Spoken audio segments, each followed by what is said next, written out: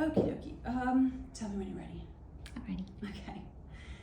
All right, hi everyone. We're going to go over a detailed way to look at not just adductor strength, but this is a combination movement of inner thigh, adductor strength, the ability to have the core contribute to that, and also to clear hip range of motion, and test if you can do all this and stay in neutral and still breathe.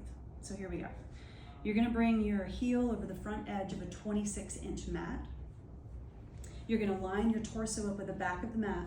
So my arm, my torso, everything to my hip is completely lined up with the back of the mat. And then you're gonna have to go into a little bit of a sway in your back, which we call lordosis, to make sure that your back is not flat. This is not a flat back position, okay? So put your hand back there, give yourself a little sway in the back, then put your hand under your waist and make sure there is clearance underneath the waist. This puts you in neutral and it squares one hip over the other instead of this happening. Then the core is not contributing. After that, you bring the top leg over. This might be where the hip gets a little pinchy. You're gonna take your thumb, put your thumb into the hip crease, and if you watch what happens to my core and torso, it lengthens again, and you can keep your thumb there if necessary, so that the core is activated. You're in neutral this way, okay, lengthwise, but also front to back. And then you're gonna turn your bottom heel up into external rotation.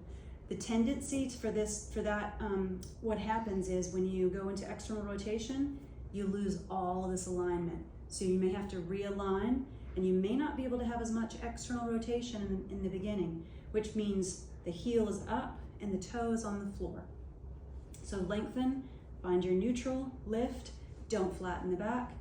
And then the simplicity of the exercise after that is just lifting and breathing, lifting and breathing. If it bothers your neck, you can rest all the way down. But if you can't do this without the shoulder bothering you, you probably need some work on the shoulder.